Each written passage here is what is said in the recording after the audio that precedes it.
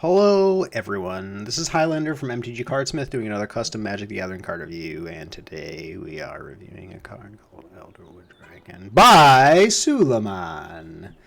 This is another 5-color card. Let's see what we got going on here.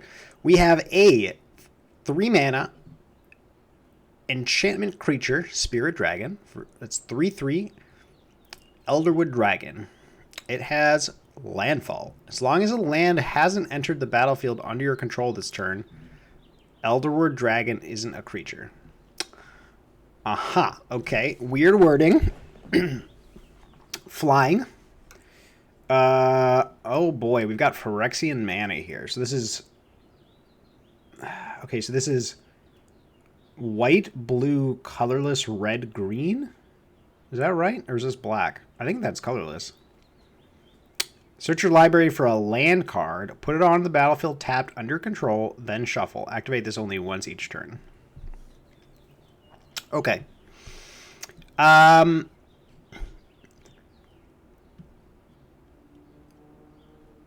like this one a little bit less than some of the previous ones. Okay, if you put Phyrexian mana on your card, you really got to know what you're doing. And I've often expressed, by often I mean once, expressed my distaste of Phyrexian mana.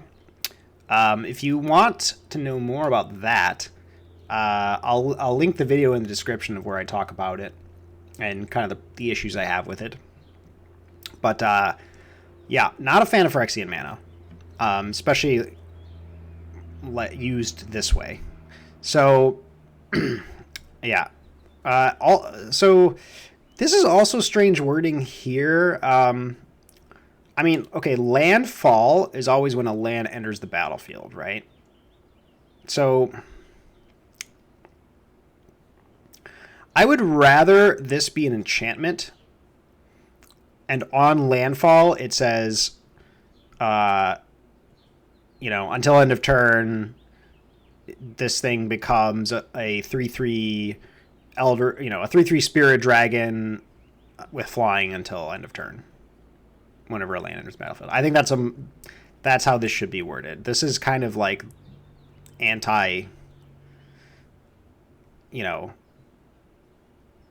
this is like anti-landfall in a way, right? I mean, I get what you're doing here, right? I get what you're doing, but landfall is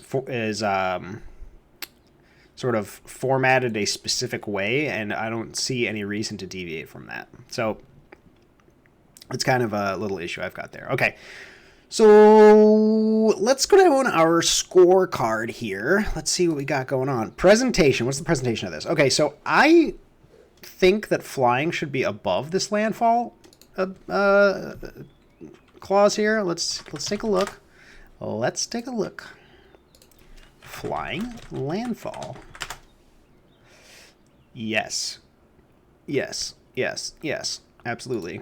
Okay, so first of all, flying should be first on this card. If you're formatting it this way, though I don't even think it should be formatted this way, personally. Let me attempt to reformat this. Elderwood Dragon. I mean, obviously at this point you'd probably change the name, but enchantment. Okay. Landfall. Whenever a land enters the battlefield under your control, if Elderwood Dragon isn't a creature, it becomes a 3/3 Spirit Dragon creature with flying until end of turn. It's, I guess I can say, enchantment creature. Right? And then you have this other ability on here. I think that works much better. So that's okay. So we have a little issue here with presentation, both in this and in the flying here. So let's see. Search your library for, and you can get any land here. Put on the battlefield, tapped on your control, then shuffle. Excuse me. Activate this only once each turn. Okay. So I'm gonna take a few points off for presentation. We're gonna go with the 6 here because those are some distracting presentation issues. Balance. Okay. Balance. So it's basically a 3-mana enchantment that lets you go get a land, and then whenever a land comes in, it becomes a creature. So, but you can get a land basically every turn. You can pay Phyrexian mana and a green. So you can basically have this be a creature all the time, but you're paying some amount of life and or mana. If you ask me, there's too many options here as far as like how to cast this. I don't know. I mean, the card seems... honestly, the Phyrexian mana makes this really complex. Like, if this said, like, pay 4 and do this, then I would feel, like, better about it. But because it's, like, so weirdly flexible, it's really difficult to know.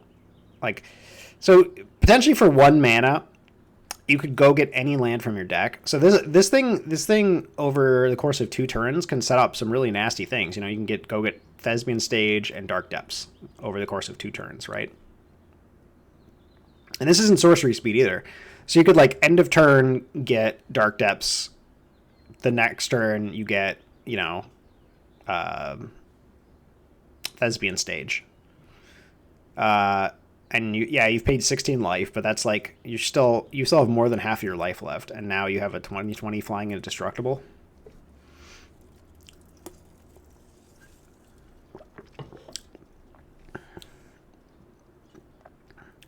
Yeah, the fact that this is Phyrexian mana really bothers me. Like it gives you like a lot of flexibility with this cost. And the fact that you can reduce this to 1 mana to go get any land, I think, is too much. I would much rather see this say, like, pay 4 or pay 3, search your library for a basic land, put it on the battlefield tapped, then shuffle. I mean, paying 3 or 4 to do that on an enchantment is pretty strong, right? It helps you fix your mana. It triggers all your other landfall abilities, ramps you, right? I mean, you get to ramp every turn. That's strong, right? You don't need to go get any land, in my opinion. And the Phyrexian mana is kind of nonsense, in my opinion. So I'm gonna give you a 6 on balance with this guy. Like, novelty.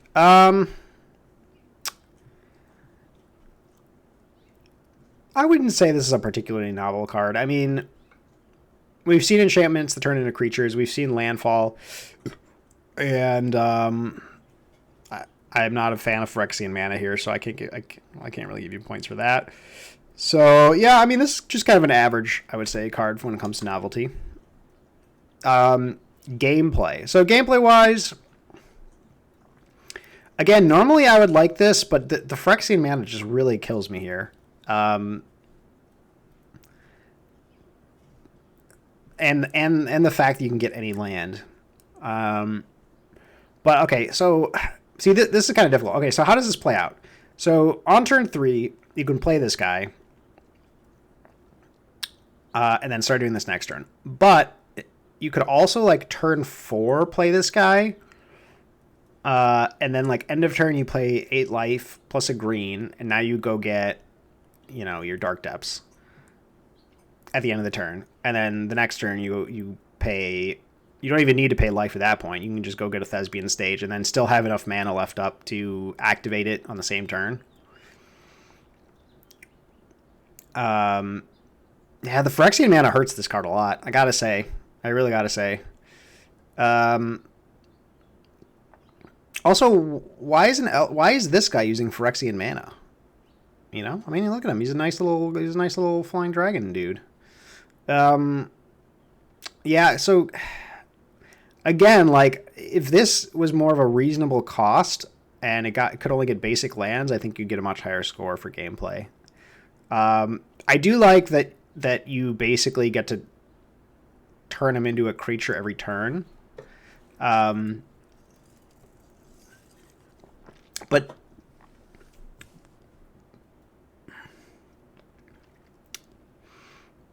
so yeah, I don't know. I'm gonna go with the 7 for gameplay, but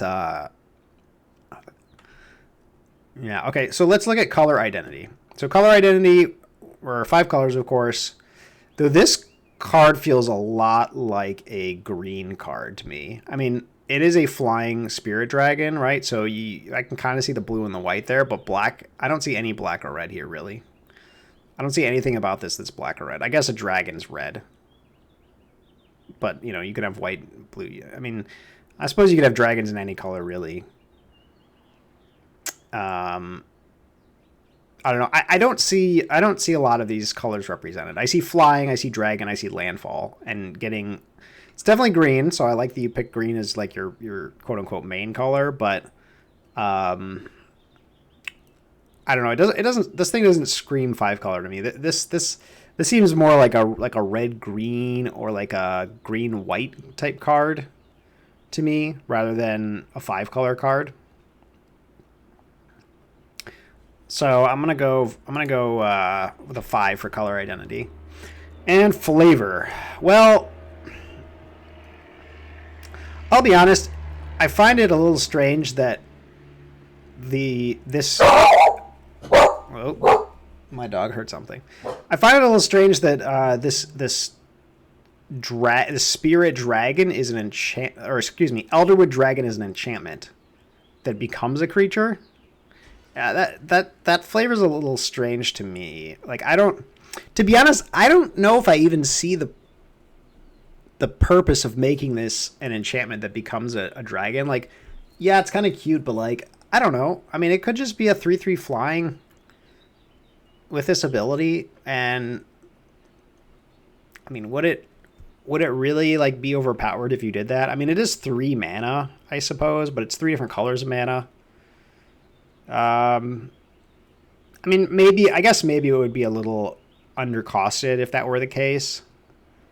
And it can ramp you every turn. Yeah, okay. So it'd probably be a little undercosted if you did that. It still seems a little strange to me flavor-wise that an Elderwood dragon is an enchantment that turns into a creature.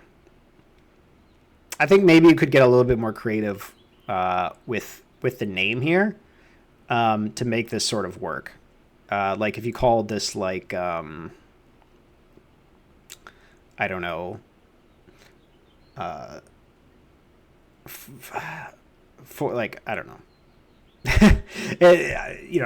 I'm on the spot right now, so I can't come up with anything good. But if it was named more like an enchantment that could turn into a dragon, I think that would be preferable here, flavor wise.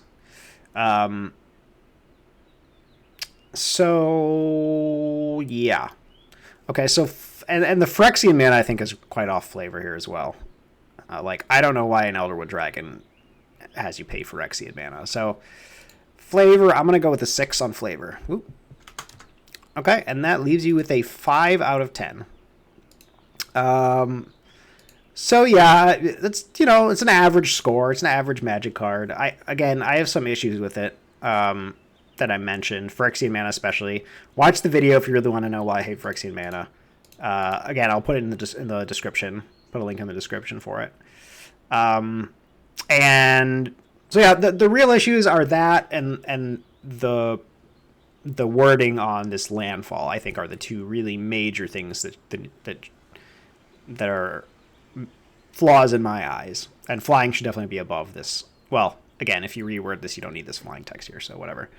But I think this is a cool concept for a card, really. Like, it sounds like I've kind of been crapping on it for 10 minutes or whatever, but the concept of the card's pretty cool. I just think that it has some execution issues. So Yep. So 5 out of 10 score for Elderwood Dragon. Thank you guys for watching.